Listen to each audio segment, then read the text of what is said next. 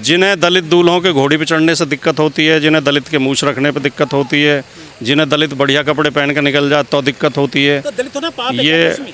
नहीं, दलितों ने पाप नहीं किया, वो पाप कर रहे हैं जो ऐसा दलित सोचते हैं। होना, क्या दलित पैदा होना पाप है क्या देश में? मैं वही तो कह रहा हूँ, दलित होना पाप नहीं है, ऐसा सोचना पाप है।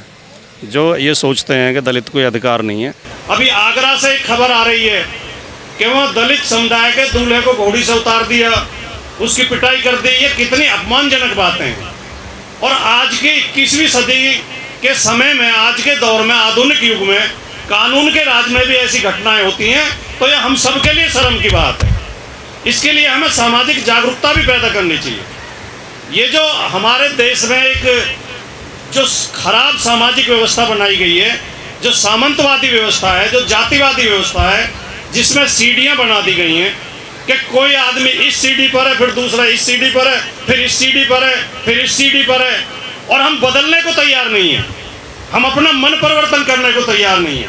ये सब बनावटी है, कृत्रिम है, थोपी गई है। ये जो ईश्वर का नाम लेकर थोपी गई है, ईश्वर ने पैदा नहीं किए, ईश्वर ने सबको बराबर पैदा किया है। ये भेदभाव के व्यवस्थाएं आदमी ने बनाई हैं और हमें इनका विरोध करना चाहिए।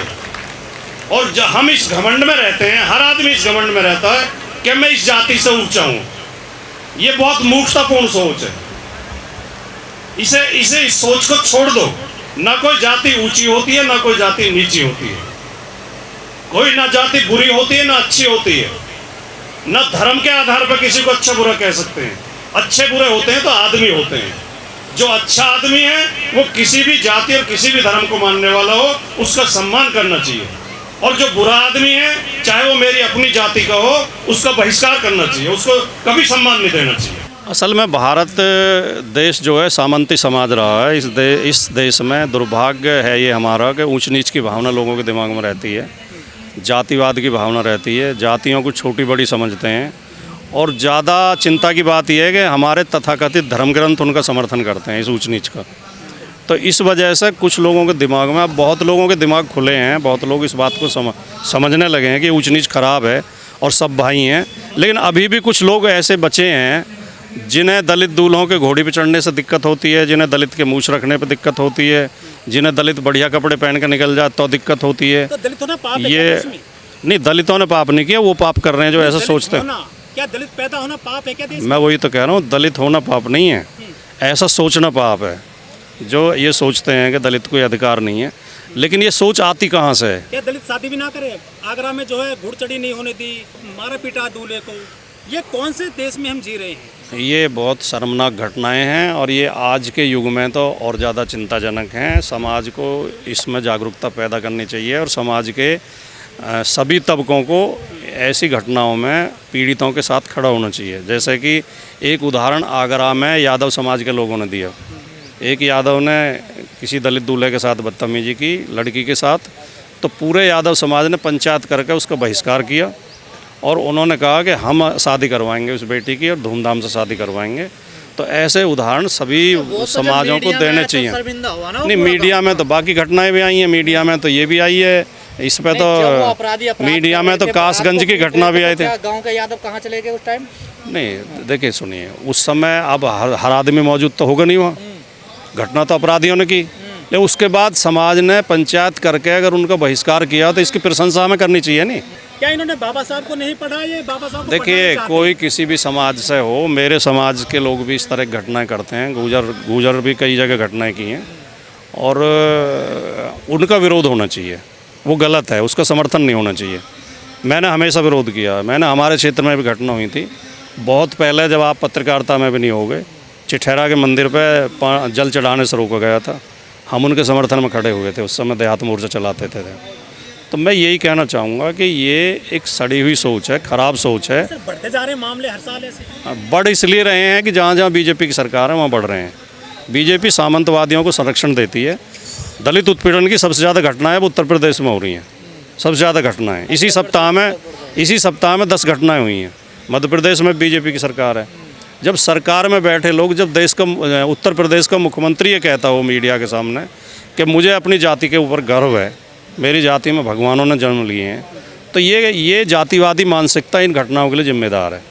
ये वही मुख्यमंत्री है जिसने अखिलेश यादव के मुख्यमंत्री आवास खाली करने पे उसे गंगा जल से धुलवाया था। तो जब मुख्यमंत्री की सोच जातिवादी होगी, सामंतवादी होगी, तो बाकी जनता भी इस तरह की घटनाएं करेगी। कानून का तो ये डर नहीं है इन लोगों को, बिल्कुल भी डर नहीं है कोई भी कुछ। कानून को और सख्त करना पड़ेगा। कानून है, हमारे पास पर्याप्त कानून है, लेकिन उसे और सख्ती करनी पड़ेगी। और उसमें जब तक ऐसे लोगों को लंबी जेल नहीं होगी और सजाएं नहीं होंगी, तब तक इन्हें सबक नहीं मिलेगा। कानून का ज्ञान हर आम नागरिक को होना चाहिए। कानून के बारे में जानकारी, संविधान के बारे में जानकारी, अपने हकों के बारे में जानकारी, हमारे क्या क्या अधिकार हैं, क्या क्या हक हैं, वो सबको होनी चाहिए। जिन्हें जानकारी नहीं होती उनका उत्पीड़न होता है।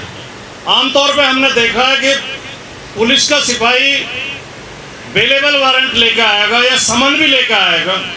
थाने से खाली समन होती है, सूचना देना खाली, या बेलेबल वारंट भी एक सूचना ही होती है कि आपको गिरफ्तार नहीं करेंगे, आप कोर्ट में पेश हो जाएं। लेकिन जब आदमी को कानून की जानकारी नहीं होती तो घर में एक होमगार्ड भी आ जाए तो डर जाते हैं, और वो समन या बेलेबल वारंट लेके आने वाला भी वसूली करके जाता है, पैसे ले जाता है कई बार। तो बहुत बार ये हुआ है कि हमारे पास शिकायत आती है कि जी वो पैसे मांग रहे हैं, और जब जाते हैं हम तो पता चलता है कोई केस है ही नहीं। या कई बार ऐसा अपराध होता है कि एक आदमी एक दिन उसके घर में कोई फंक्शन था, दिल्ली से एक शराब की बोतल लेकर आ गया। ये आपके पड़ोस में मिलक गांव का था, उसे पुलिस ने पकड़ के थाने में बैठा लिया। वो मेरे पास आए, मैंने इंस्पेक्टर को फ़ोन किया कि भाई क्यों बैठा रखा है। बोले जी लिखा पढ़ी हो गई इसकी। तो मैंने कहा काहे में होगी लिखा पढ़ी? बोले एक्साइज एक्ट में। तो मैंने कहा बेलेबल ऑफेंस है, इसके घर वाले बैठे हैं, बेल लो, इसे छोड़ो। तो इंस्पेक्टर कह रहा था यार पढ़ा लिखा नेता नहीं होना चाहिए। बोला तो मैं कानून की भी जानकारी है, अब जो उसे छोड़ना पड़ा। तो इसलिए हर नागरिक को कानून की जानकारी होनी चाहिए, संविधान को पढ़ना चाहिए, अपने अधिकारों के पता होना चाहिए, अधिकारों के बारे में, और सरकार की सीमाओं के बारे में भी पता होना चाहिए। सरकार को हमारे हर मामले में हस्तक्षेप करने का अधिकार नहीं है, पुलिस को हमारे हर मामले में हस्तक्षेप करने का अधिकार नहीं है, और ख़ास तौर से महिलाओं को बहुत अधिकार हमारा कानून और हमारा संविधान देता है। और इसके साथ साथ दलित वर्ग के भाइयों को, जो दलित हैं, जो अनुसूचित जाति के लोग हैं, जो पिछड़ी जाति के लोग हैं, अनुसूचित जाति को विशेष अधिकार हमारा कानून देता है। उनके साथ कोई दुर्व्यवहार होता है, कोई उत्पीड़न की घटना होती है, तो पुलिस को कार्रवाई करनी पड़ेगी। तो इन अधिकारों की हमें जानकारी होनी चाहिए।